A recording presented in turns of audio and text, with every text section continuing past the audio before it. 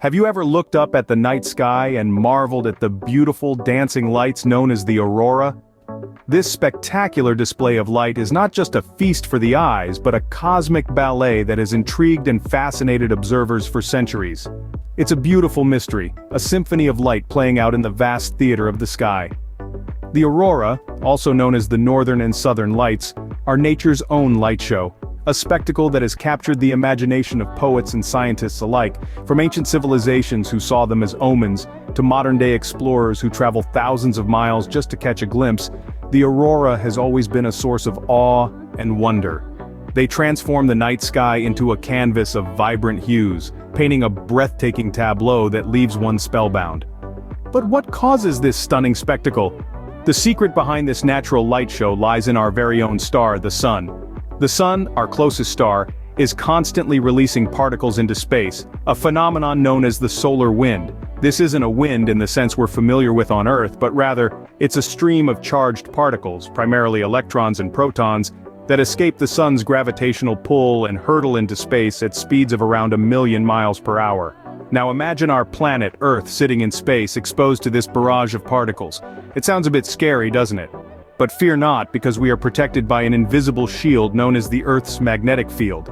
This magnetic field extends from the Earth's interior out into space where it meets the solar wind. When the solar wind reaches the Earth, it distorts the Earth's magnetic field, creating a teardrop-shaped region known as the magnetosphere. The front of this region faces the sun and is about 10 Earth diameters wide. The tail, or magnetotail, stretches away from the sun and extends well beyond the orbit of the moon. Occasionally the sun releases a massive burst of solar wind called a coronal mass ejection, or CME. When a CME hits the Earth's magnetosphere, it can cause a geomagnetic storm. These storms can cause all sorts of problems for our technology, like disrupting satellite communications and causing power outages, but they also lead to something beautiful: the aurora. The particles in the solar wind carry an electric charge. When they enter the Earth's magnetosphere, they can cause the magnetic field lines to break and then reconnect in a process called magnetic reconnection. This releases a tremendous amount of energy and sends charged particles hurtling towards the Earth's poles. When these particles collide with the gases in our atmosphere, they create the stunning light show we call the aurora. So, how do these particles from the sun result in the aurora we see? The magic begins more than 60 miles above Earth's surface. Now, let's embark on a journey to the birthplace of the aurora, a spectacle that has fascinated humanity for centuries. Here, in the cold void of space, our sun is constantly at work.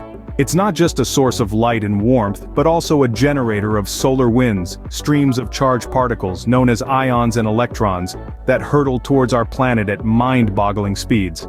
As these particles make their way towards Earth, they are drawn towards the poles by the planet's magnetic field, an invisible force that shields us from these solar winds.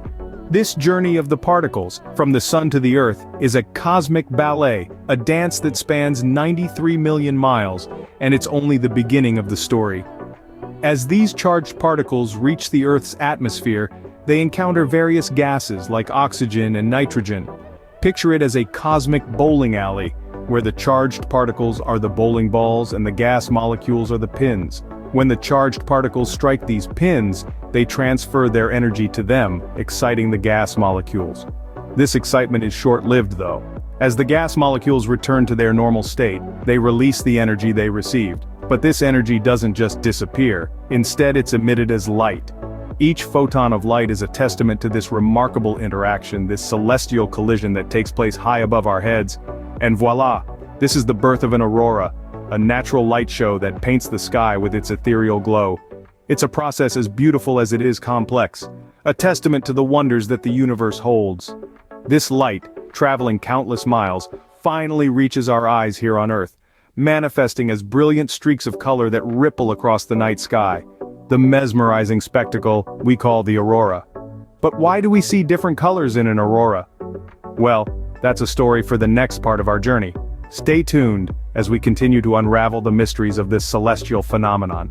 The colors of an aurora are like a mirror to the Earth's atmospheric composition.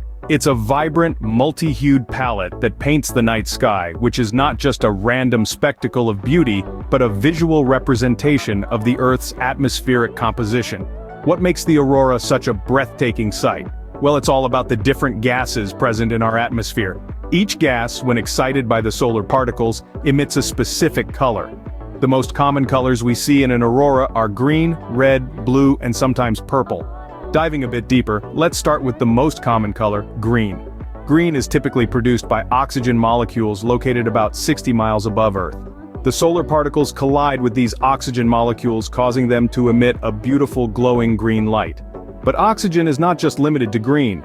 Higher up in the atmosphere, around 200 miles above the Earth, oxygen can also produce a less common but equally mesmerizing red light. On the other hand, the blue and purplish-red hues we sometimes see are the result of nitrogen. Nitrogen is more likely to produce blue light at high altitudes and purplish-red at lower ones. The blue light is often difficult to see with the naked eye but is visible in long-exposure photographs. The presence of these gases and their interaction with solar particles creates a colorful palette, a celestial canvas painted by nature. The variation in colors is also influenced by the type of solar particles, the altitude at which the interaction occurs, and the level of energy the particles possess when they collide with the gas molecules. Isn't it fascinating that the same solar storm that can cause disruptions in our technology can also lead to such a breathtaking spectacle? A spectacle that serves as a reminder of the complex and beautiful interplay between our planet and the cosmos. Now that we know what creates these beautiful auroras, where can we see them? So let's dive into our next segment, where we'll explore the best spots on Earth to witness this celestial painting. So stay tuned. Auroras are not limited to one location on Earth.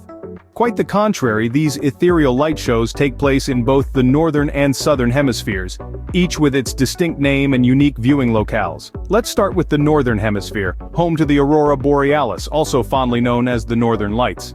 These mesmerizing displays are most frequently seen in high-latitude regions around the Arctic Circle. Picture countries such as Norway, Sweden, Finland, Iceland, and Canada. Each of these locales provides an incredible backdrop to the dance of the Northern Lights. And if you're lucky, on particularly strong geomagnetic storm nights, the aurora may be visible as far south as the northern parts of the United States, the UK, and northern Russia. On the flip side, we have the Aurora Australis, the Southern Lights, which mirrors its northern counterpart.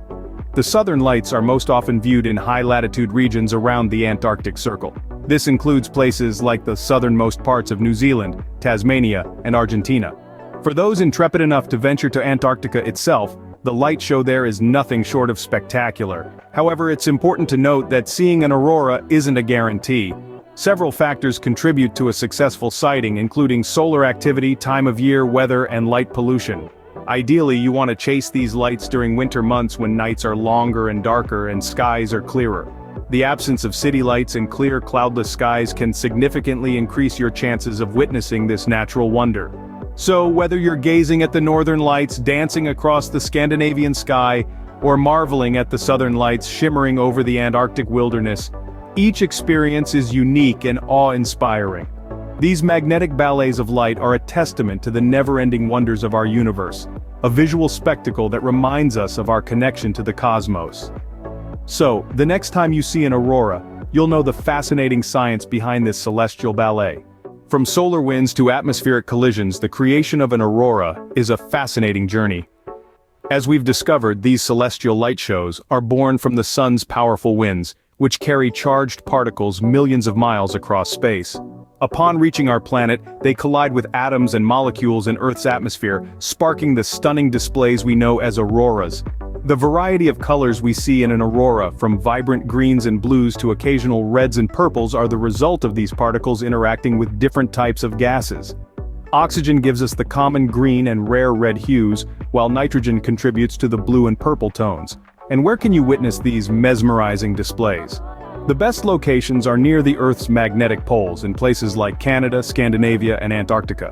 But remember, the occurrence of an aurora can be unpredictable, adding to their elusive charm. The aurora, a beautiful reminder of our sun's influence and the protective role of Earth's magnetic field.